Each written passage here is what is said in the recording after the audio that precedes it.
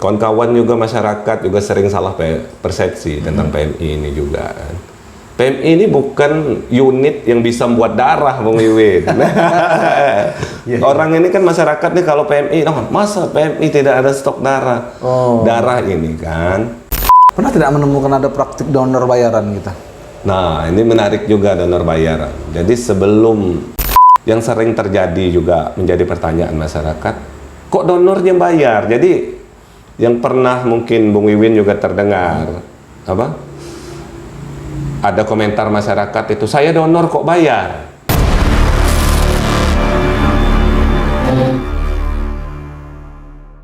Assalamualaikum warahmatullahi wabarakatuh. Selamat malam, selamat pagi, selamat siang, dan selamat sore dimanapun Anda berada. Mudah-mudahan Anda semua dalam kondisi sehat dan tidak kekurangan suatu apapun. Jumpa lagi kita di Begesah.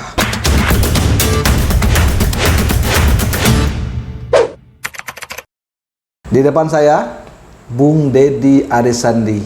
How are you, Bung? Baik.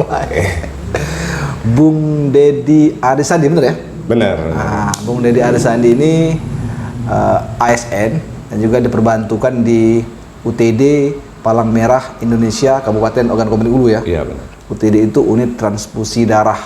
Sebagai apa, Bung Deddy? Sebagai Kabid Manajemen Kualitas dan Pelayanan di sana kita. Oke, Kabid Manajemen Kualitas dan Pelayanan. Semestinya itu jadi dua bidang menjadi satu bidang ya? Iya, jadi satu bidang untuk sementara ini jabatannya saya rangkap dulu. Oke, kalau honornya dirangkap nggak? Honornya tidak, tetap satu. Bung Deddy, terima kasih telah datang ke sini. Bung Deddy ini baru pulang dinas loh dari rumah sakit ya? Iya. Kalau bicara UTD PMI Kabupaten Oku ini, kalau boleh diulas sedikit sejarahnya sejak kapan berdiri? Wah, ini panjang ini kalau masalah sejarah. Singkat saja. Kalau panjang. Iya, jadi ini dimulai tahun 2005 dulu kan. Kita sudah dapat izin ini, Bung Wiwin. Sudah dapat izin untuk pelayanan darah PMI Kabupaten Oku. Tetapi pada saat itu kita ini belum mampu. Secara SDM belum mampu, gedungnya kita belum ada, alat kita belum ada. Tetapi dari pusat sudah memberikan izin pelayanan. Nah, jadi pada saat itu sepakatlah waktu itu Pak Bato Nazar kalau nggak salah itu ketua DPR, Dr. Ali Indra waktu itu sebagai direktur rumah sakit bahwa izin pelayanan ini dititip dulu di Rumah Sakit Ibnu Sutowo. Oke. Jadi izinnya punya PMI, Prakteknya di yang melaksanakan pelayanannya di rumah sakit. Itu yang terjadi selama ini. Berapa tahun?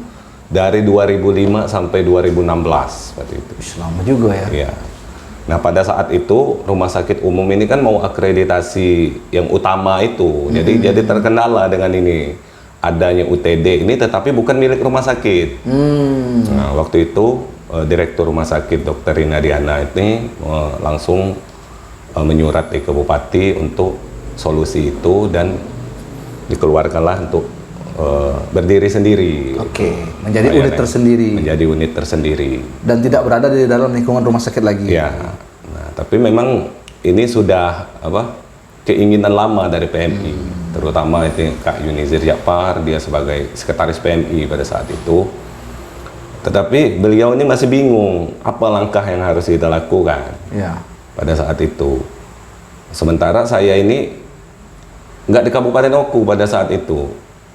Saya dari 2009 sampai 2016 itu berdinas di Sumatera Barat, Padang.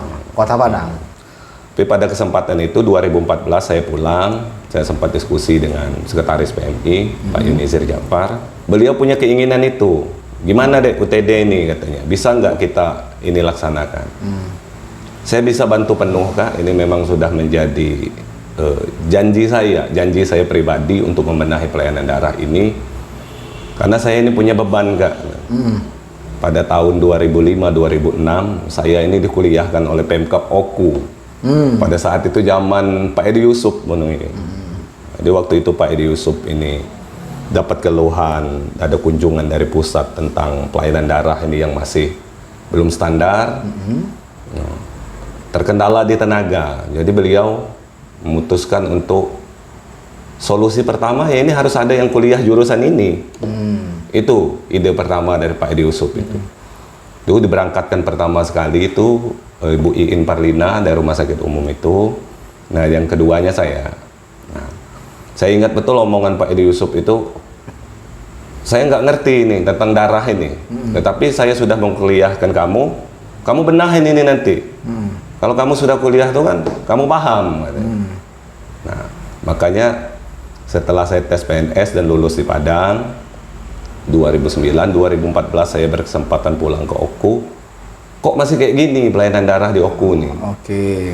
Nah, jadi saya ingat dengan janji saya itu, karena saya sudah dikuliahkan dan sudah memakai uang dari Pemkab Kabupaten Oku, udah saya melapor ke Sekretaris PMI, solusinya kita memang harus keluar dari rumah sakit itu. Karena memang tidak boleh ada di sana, mereka juga terkendala akreditasi nanti kan, kita juga, yaitu gedung dan lain-lainnya bukan punya PMI.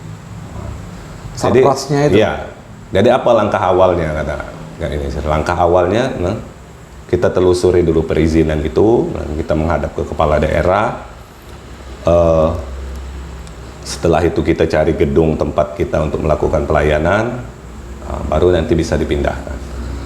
Untuk kendala alat-alatnya gimana kata Sekretaris PMI? Masih bingung beliau kan?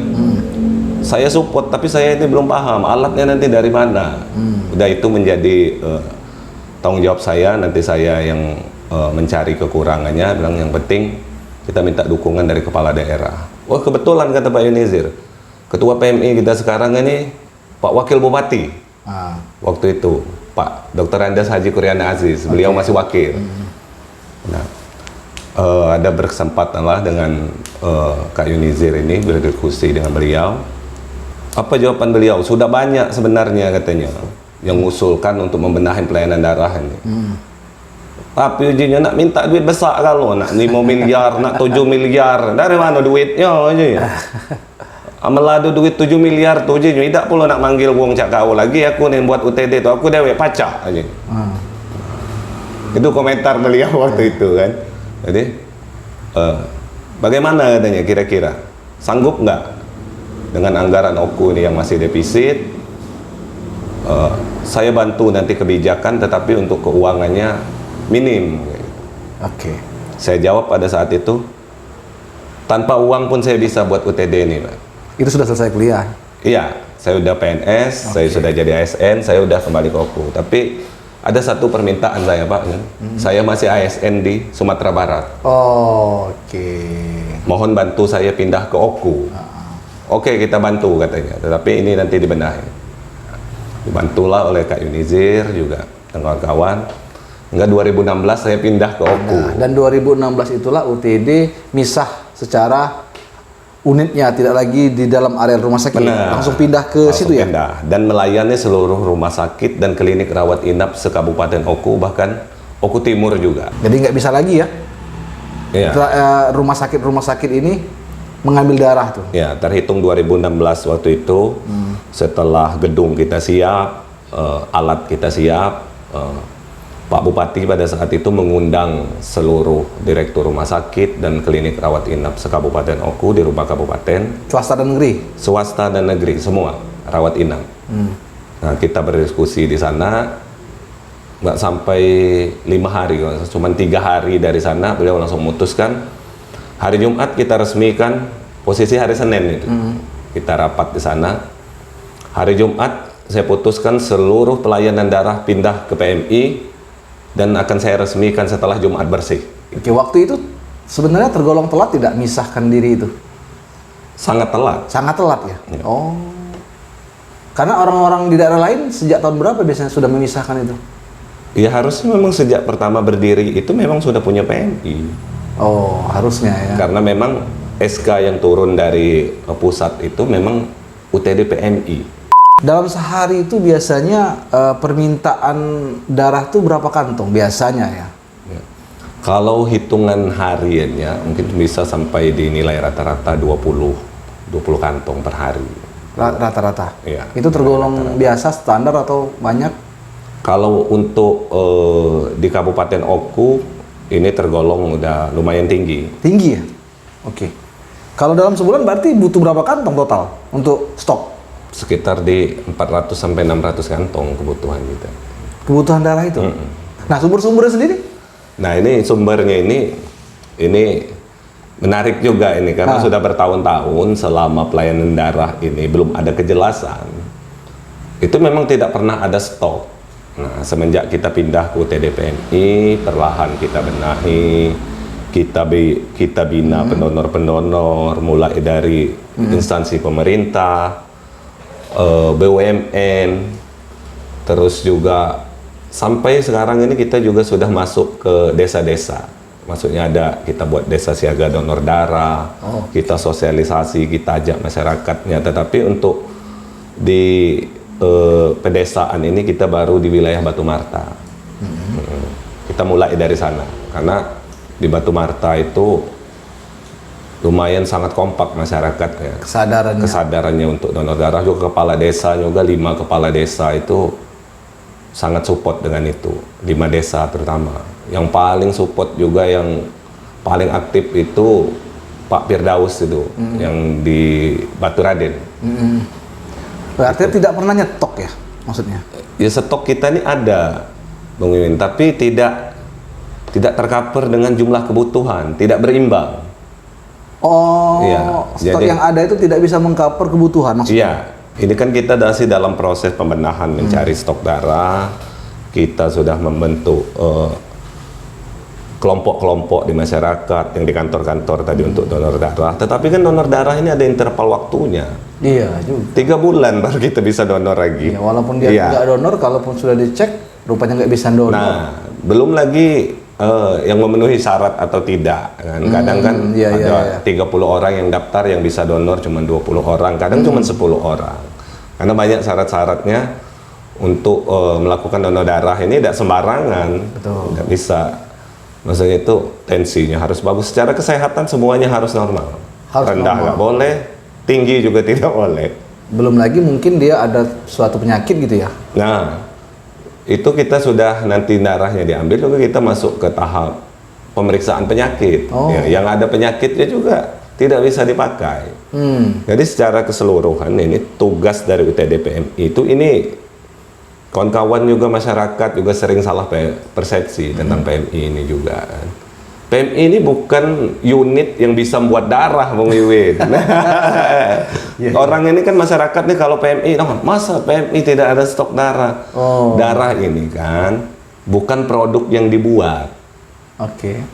Tetapi darah ini kan ada di badan kita masing-masing, termasuk Bung Wiwin. Iya. Nah, jadi ketika kita tidak mendonorkan darah ke PMI, ya jangankan dalam 1 bulan 2 bulan ini stok darah kita menipis, ya selamanya pun akan seperti itu karena ini bukan produk yang dibuat. Dan juga ada masa kadaluarsa tidak? Iya.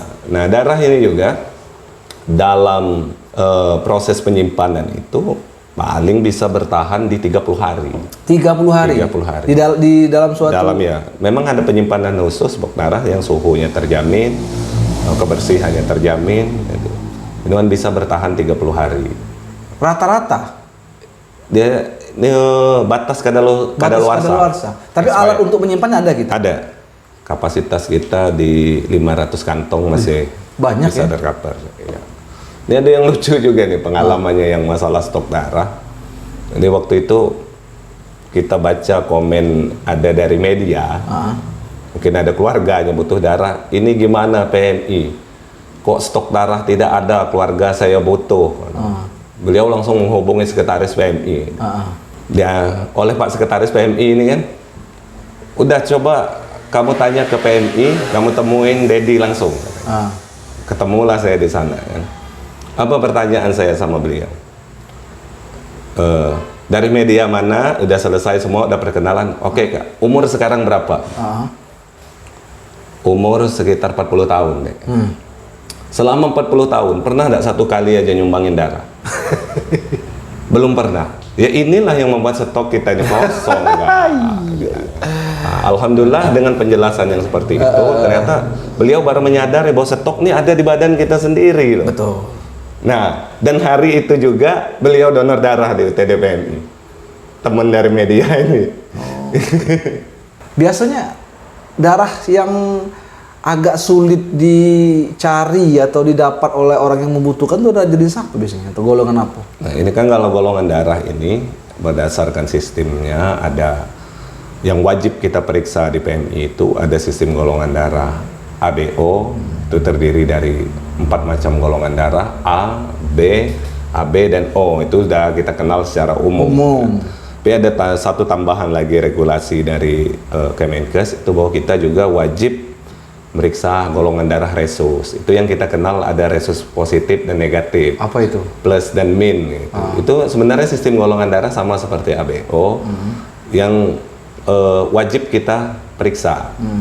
Karena rata-rata kalau untuk di Indonesia ini itu hampir sebagian besar 95%-an mungkin resus positif. Resus negatif ini tergolong sangat langka untuk di Indonesia. Oke. Nah, kalau dari ABO, golongan darah AB. Golongan darah AB ini dibandingkan dengan A, B, dan O, itu lebih sedikit persentasenya. Yang AB? Apalagi kalau sudah ketemunya nanti AB resus negatif. AB negatif. Nah, itu kadang kita sampai ke Jakarta, sampai ke Surabaya, sampai ke Palembang, Lampung gitu cari. Itu biasanya terjadi pada jenis manusia macam apa itu ya? Maaf. Kalau berdasarkan penelitiannya sampai dengan saat ini berdasarkan ras. Yang untuk yang resus ini. Untuk ras Eropa itu memang sebagian besar resus negatif. Di sana justru yang langka resus positif. Oke. Nah, di Indonesia kebalikannya. Nah, kita resus positif hampir mayoritas keseluruhan, tetapi ada ini satu dalam berapa tahun kita melaksanakan pelayanan itu ada ya ketemu 1 atau 2 orang yang memang resus negatif tadi ya, mungkin ada itu ditemukan. Ada. Mungkin juga faktor gennya, mungkin juga faktor memang ada keturunan tadi. Keturunan. Ya, kalau misalnya blasteran itu agak berarti ada kecenderungan dia akan anak yang dilahirkan memiliki darah resus negatif ya. Iya. Misalnya Bung Deddy nikah sama orang Rusia misalnya. Iya. Ada kemungkinan berarti anaknya. Iya, kemungkinannya persentasenya ada. Berarti itu akan berbeda golongan darah orang tua sama anak. Kemungkinan. Ya berbeda di resusnya tadi. Tergantung ini kan kalau dalam pelajaran biologi kita SMP, SMA dulu kan ada kawin silang itu sama. Jadi ada yang resesif misalnya yang ceweknya tadi kan kalau resus negatif orang Rusia tadi kan. Ada Rusia tadi nikah dengan orang Indonesia resus positif. Tergantung kalau memang dia dominan kan berarti anaknya bisa ikut ibu, bisa ikut bapak. Berarti darah yang jenis itu tidak pernah menyetok ya? Tidak pernah menyetok. Hampir rata-rata UTD di seluruh Indonesia ini tidak menyetok, tetapi didata. Didata. Ada kejadian dulu Deoku ini mungkin membuat UTD PMI kesana kemari mencari. Kita untuk resus negatif ini selama kita buka dari 2016 sampai dengan hari ini cuma ada 3 kejadian. Ada 3 kejadian. Ya. Oke. Orang mana? Orang sini? Satunya orang Oku tetap, tapi saya lupa itu kalau daerahnya daerah mana. Yang satunya kita rujuk ke Palembang. Yang 2 ini satunya dapat dari Oku Selatan. Kita memang sudah ada data. Sudah ada data. Jadi ketika kita melakukan pemeriksaan, ketemu resus negatif, kita langsung wawancara, kita data semua. Kita data namanya siapa, alamat di mana. Bahkan kita sarankan juga, ini Bung Wiwin, keluarganya ke PMI kita cek semua. Ini untuk kepentingan mereka sendiri loh. Betul. Sebenarnya. Dan untuk kepentingan pendataan dari UTD juga. Kepentingan mereka. Kenapa? Ketika darah ada keluarga mereka yang membutuhkan darah, ini kan otomatis sulit dicari. Betul. Nah, jadi solusi yang kita tawarkan pasti kita cari keluarga terdekat. Kemungkinan mereka ada yang sama. Yang satunya ini, yang 2 kita atasi di Oku ini. Bahkan pernah sekali untuk darah keduanya kita minta dari UTD Kota Palembang. Alhamdulillah waktu itu dapat, mereka memang ada data dan memang dapat darahnya diambil sendiri oleh keluarga pasiennya ke Palembang. kita kirim pengantarnya, dibawa dengan box khusus itu sampai ke Oku, kualitasnya masih bagus dan alhamdulillah selamat bisa tertolong. Oke. Kalau akses untuk apa namanya mendapatkan darah sendiri sebenarnya tidak begitu sulit walaupun tidak ada stok di UTD keluarga terdekat ya. Iya. Jadi ini kita kenal juga kalau di PMI ini kita kan kalau untuk stok darah itu kita ambil ibaratnya dari istilah kami donor sukarela. Donor sukarela. Donor sukarela itu kan orang yang datang ke PMI memang donor untuk stok di PMI. Nanti kalau yang makainya terserah siapa, siapa yang mau makai silakan. Nah, kita ada juga namanya donor pengganti. Donor pengganti inilah yang apa? Ketika stok kita kosong, kita cari pendonor dari keluarga, dari relawan kita, dari teman-teman, tetangga. Nah, kita juga di PMI juga sudah mulai mendata. Jadi ketika stok ini kosong, kita buka data kita, golongan darah apa yang dibutuhkan. Setelah dapat datanya, kita hubungi yang bersangkutan. Pernah tidak menemukan ada praktik donor bayaran kita? Nah, ini menarik juga donor bayaran. Jadi sebelum UTD PMI Oku ini berpisah, itu hampir jumlah donor bayaran ini bisa dibilang sangat tinggi, Bung Ibu. Tinggi? Iya. Kapan itu? Nah, pada saat itu, ya Waktu awal-awal berdiri? sebelum UTD PMI berdiri. Sebelum UTD PMI Iya. berdiri, oke.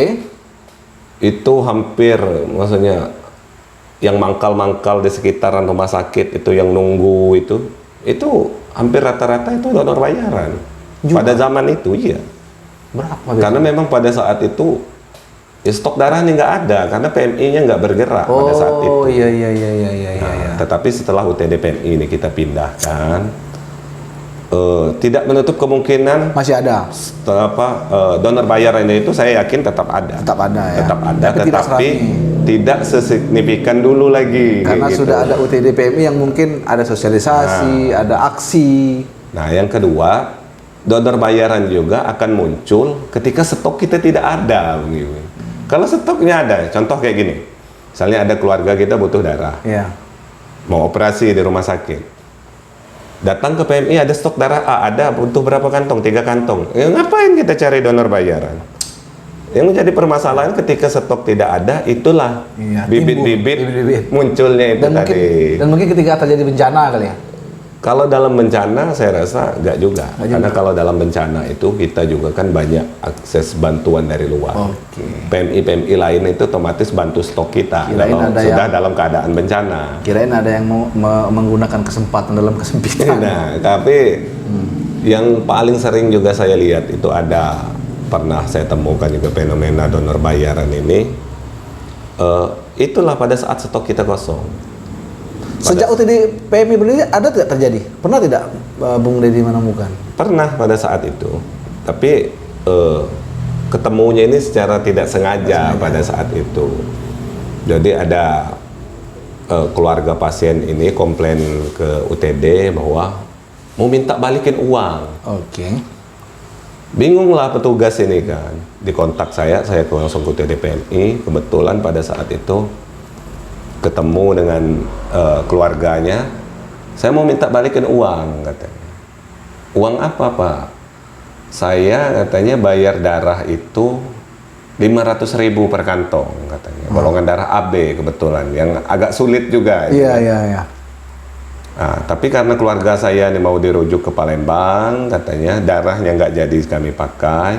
Saya mau minta balikin uang saya 500.000. Uang apa itu Pak? Ya uang yang saya bayarkan ke darah itu lah. Bapak kan pakai BPJS di rumah sakit pemerintah. Kan tidak, tapi saya bayar. Kayak gini aja bilang, kalau memang Bapak mengasih uang ke petugas PMI, silakan tunjuk yang mana orangnya, nanti kita tindak lanjutin. Pasti kita tindak tegas. Ini disampaikan oleh keluarga pasiennya, saya kasihnya sama yang donor itu katanya. Ini mana kita sebut oknum aja kan, waktu itu dia bilang, saya kasih sama si tukang ojek itu. Nah, jadi saya jawab aja kayak gini kan.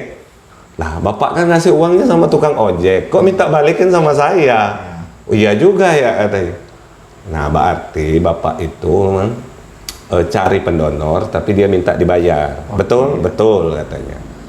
Nah, jadi kalau memang Bapak kasih uangnya ke pendonor itu, bilang, kalau mau Bapak minta balikin, ya balikin, mintanya sama dia. Kalau darah Bapak masih aman, masih bagus, masih terjaga di UTD PMI, tapi kami tidak menerima uang, cuma menerima darah. Iya, iya. Oh iya, ngomong-ngomong soal yang kadaluarsa tadi, pernah tidak PMI membuang darah yang kadaluarsa? Itu dibuang kemana atau dimusnahkan kemana? Ya.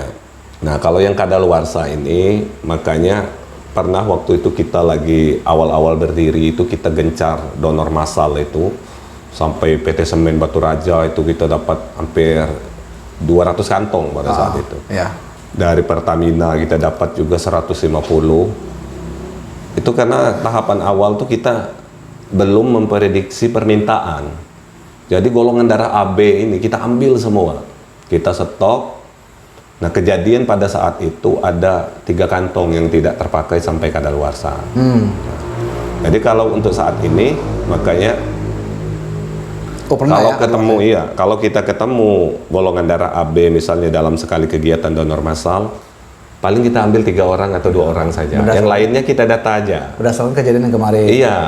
Ya artinya itu kalau sudah kadaluarsa dibuang kemana? Gimana musnahinnya? Nah, untuk yang kadaluarsa, di sini kan memang kita ada limbah medis istilahnya kan. Darah yang kadaluarsa, darah yang ada penyakit, bekas sampel darah pasien. Itu kita kerjasama dengan pihak ketiga untuk pemusnahannya yang memang mengelola limbah B3. Itu kalau nggak salah PT Biotika dari Bandar Tangerang atau Bandar Lampung. Setiap 3 bulan sekali itu diambil. Jadi kita sudah menerima berita acara pemusnahannya. Oh, gitu. Mereka yang bertanggung jawab memang mengurusi bidang itu. Kita kayak UTD PMI nggak tahu di mana dimusnahkan. Iya, tetapi kan sertifikasi dari Perusahaan itu memang sudah label terjamin. Hampir rata-rata tempat-tempat yang melakukan tindakan medis yang ada limbah B3-nya memang kerjasamanya ke sana. Biasanya diapain itu biasanya? Kalau sepengetahuan saya ini dia dimusnahkan pakai insinerator, dibakar dengan 3.000 derajat 1.000 derajat itu. Jadi sampai jadi abu. Oke. Nah, tadi kan UTD PMI kan kalau sering kita dengar kadang-kadang tidak memiliki stok darah, tapi sebagian lain seperti yang pernah kejadian tadi kan karena ada yang kadaluarsa membuang lah tanda kutip stok tadi. Nah, ini solusinya untuk mengimbangi itu apa? Dari ketiadaan stok, kalaupun ada stok, kadaluarsa. Nah, gimana ngimbanginya nih? Nah, jadi kita juga untuk pelaksanaan kegiatan secara massal, donor massal itu kan, kita sudah mendata. Makanya sekarang ini banyak meja yang dilewati sebelum kita itu melaksanakan donor massal. Ketika pendaftaran itu setelah dicek golongan darah ada admin kita yang data. Jadi dia sudah tahu yang A sudah berapa orang yang donor, yang B sudah berapa, yang AB, yang O. Nah, kita sesuaikan juga dengan stok yang ada di PMI. Karena kan kegiatan donor ini belum teratur untuk di OKU ini. Maksudnya itu belum continue per 3 bulan dilaksanakan gitu. Ada dalam masa bulan tertentu itu yang sampai 5 sampai 6 instansi yang melaksanakan di bulan yang sama. Oke. Nah, jadi di situ kita memperhatikan nilai stok yang jumlah stok yang ada di PMI. Misalnya ini golongan darah O kita masih ada 10. Nah, kebutuhannya rata-rata O ini dalam 1 bulan misalnya 100. Jadi jangan sampai kita melebihi 100 yang ada di sana gitu. Sudah mulai bisa Sudah mulai bisa kita pilah-pilah karena sudah pernah kejadian sekali kita kan. Iya, betul. Ini kan jadi beban juga bagi kami di PMI, orang sudah sukarela menyumbangkan darahnya. Ternyata tidak terpakai kan, jadi kayak sia-sia kayak gitu, Bung. Iya.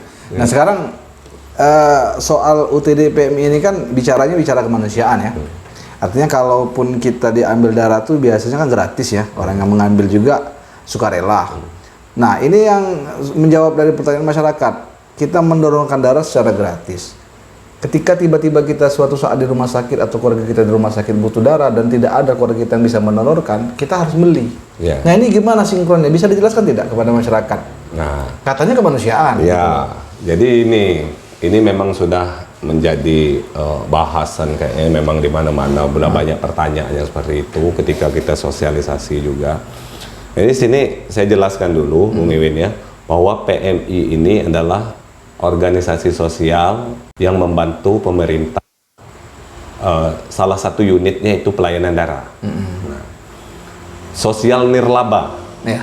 Dalam nomenklatur dari pusat itu sosial nirlaba, non pemerintah sebenarnya. Jadi kita ini dipercaya oleh pemerintah, satu-satunya organisasi yang dipercaya, organisasi ini bukan instansi ya, oleh pemerintah untuk membantu pemerintah dalam pelaksanaan pelayanan darah ini. Tetapi dalam regulasinya kita nirlaba, sosial nirlaba. Tidak boleh ngambil keuntungan. Ya, tidak boleh mengambil keuntungan. Jadi sistem pemerintah ini membuat seperti ini. Semua stok pemeriksaan untuk kita proses pengambilan darah itu dikasih oleh pemerintah dalam jumlah tertentu.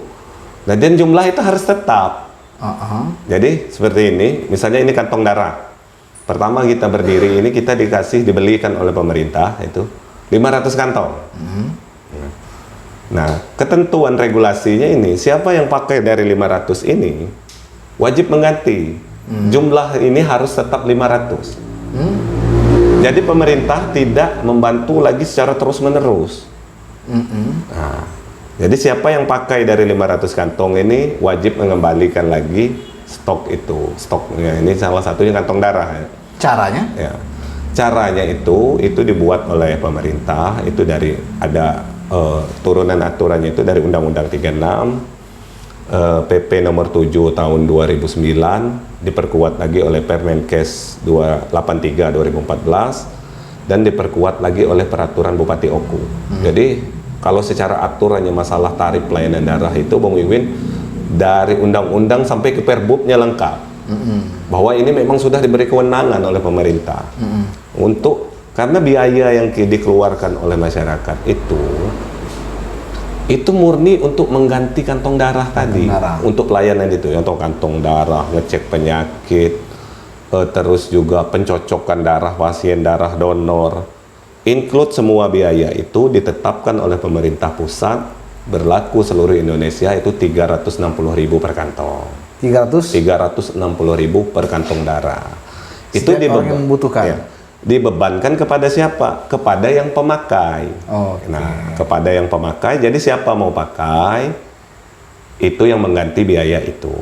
Nah, kenapa ini dalam bentuk uang? Mungkin ada juga pertanyaan masyarakat seperti itu. Nah, jadi memang waktu itu pernah rapat juga dengan Pak Bupati. Kebetulan dia juga Pak Dr. Andas Haji Kurniawan almarhum ini kan. Dia ini kan Ketua PMI. Ya. Jadi saya kasih masukan pada saat itu, apabila ini diganti dalam bentuk barang, tentu tidak mungkin. Contoh kayak gini, ada keluarga Bung Wiwin butuh darah. Mau setelah pakai darah saya suruh ganti kantong darah. Mau di mana belinya? Ya, tidak mungkin dulu bersatuan. Nah, jualannya pun untuk di Oku ini tidak ada. Di Palembang pun tidak ada. Indonesia pun sampai dengan hari ini, Indonesia tidak bisa membuat kantong darah. Dan belinya pun mungkin tidak bisa satu-satu. Iya. Nah, makanya dikasih solusi oleh pemerintah, diganti dalam bentuk uang, dikelola oleh PMI untuk mengembalikan barang ini dengan jumlah yang sama. Nah, dari jumlah itu 360 itu diberilah oleh pemerintah itu 50.000 per kantong darah untuk operasional, untuk jasa teman-teman yang piket malam. Dari 350.000 tadi. Iya. Jadi kalau pengeluaran darah kita itu Bung Wiwin 500 kantong per bulan, berarti cuma ada 25 juta untuk operasional kita seluruh. Mulai dari listrik, telepon, jasa karyawan. Iya, jasa karyawan tadi ya ada beberapa orang. Kalau dari cleaning service sampai ke pimpinan ya berbagi di situ saja. Nah, makanya walaupun kita di sana ada istilahnya, bukan istilahnya gaji sih, jasa pelayanan kayak gitu, jasa pelayanan itu memang diambilnya dari sana. Makanya kita tuh tetap judulnya nirlaba, bukan mengambil keuntungan loh. Nah, jadi itu salah satu mispersepsi di masyarakat kadang-kala ya. Iya, nah yang menjadi permasalahannya juga sekarang ini, ketika kembali lagi ketika stok tidak ada, jadi seolah-olah yang sering terjadi juga menjadi pertanyaan masyarakat. Kok donornya bayar? Jadi yang pernah mungkin Bung Wiwin juga terdengar ada komentar masyarakat itu, saya donor kok bayar? Saya kan mau ngasih darah. Nah, jadi itu terjadinya setelah saya telusuri. Ini stok darah di PMI tidak ada. Kebetulan yang sakit ini bapaknya gitu. Nah, anaknya ini cocok golongan darahnya sama dengan bapaknya. Dialah yang donor. Nah, kan darah dia sendiri nih. Nah, ketika diminta biaya pengganti pengolahan darah, ini kan darah saya, kok saya harus bayar darah saya sendiri. Nah, ini yang kurang dipahami kadang oleh masyarakat. Sebenarnya kan tetap kita bebankan ke pasien, tetapi kebetulan karena yang donor ini memang itulah keluarga pasien yang bertanggung jawab. Kalau ini tidak diganti oleh pemakai darah, habis stok kita yang 500, sudah tutup PMI. Karena memang dia sistemnya pakai ganti, pakai ganti, pakai ganti. Sama kayak Tetap jumlahnya seperti itu terus. sama sistem kalau kita jadi agen gas melon lah. Iya, jadi pemerintah ini saya sekali bantu selesai. Jangan maksudnya itu setiap bulan harus terus-terusan dia. Bangkrut negara. Bangkrut negara. Nah, jadi tapi kan masih ada solusi ketika kita pakai asuransi BPJS. Itu ditanggung ya? Ditanggung oleh pemerintah. Tetapi yang ditanggung ini juga kan BPJS sekarang juga kan banyak aturannya, banyak ketentuannya. Iya. Ada kalau untuk hal-hal tertentu itu cuma ditanggung 2 kantong. Nah, itu sudah bukan kewenangan kita lagi dari PMI untuk menjawab. Itu kan sudah ada kebijakan di tempat masing-masing. Jadi kalau yang memang dia cuci darah tiap bulan itu. Cuci darah tiap bulan itu kalau BPJS minimal lah itu ditanggung 2 kantong kalau sepengetahuan saya untuk di OKU ini. Hampir seluruh rumah sakit yang kerja sama BPJS itu rata-rata 2 kantong pertama itu ditanggung. Kalau dia pemakainya lebih dari 2 kantong, baru dikembalikan ke keluarga pasien dengan ada mungkin ya ada SOP-nya tersendiri lah itu. Oke, sekarang kita bicara pelayanan nih. Bagaimana pelayanan UTD PMI? Apakah sudah merasa optimal kah sejak berdiri 2000 sampai sekarang? Ya. Atau bagaimana? Kalau untuk pelayanan kita sudah melaksanakan seoptimal mungkin. Seoptimal mungkin. Nah, ini kan berbeda kan, Ya. optimal dengan seoptimal mungkin. Kita sudah mengoptimalkan sesuai dengan kemampuan kita, sesuai dengan budget kita yang ada, sesuai dengan anggaran yang diberikan. Mungkin ada bantuan dari pemerintah yang kita terima, itu sudah kita laksanakan semaksimal mungkin. Bahkan jadi catatan juga kita di OKU ini, kalau kita menerima kunjungan dari tempat lain itu, belum ada UTD PMI itu yang melaksanakan ngantar darah itu ke rumah sakit sudah dengan pakai kurir, dengan pakai box tersendiri itu. Di daerah lain pun masih rata-rata dengan sistem masih keluarga pasien yang banyak, yang ngambil ke PMI, bawa sendiri, nah rata-rata. Tetapi kalau sistemnya yang banyak dipakai juga untuk kota-kota besar yang sudah maju, dia sudah sistem dropping ke bank darah.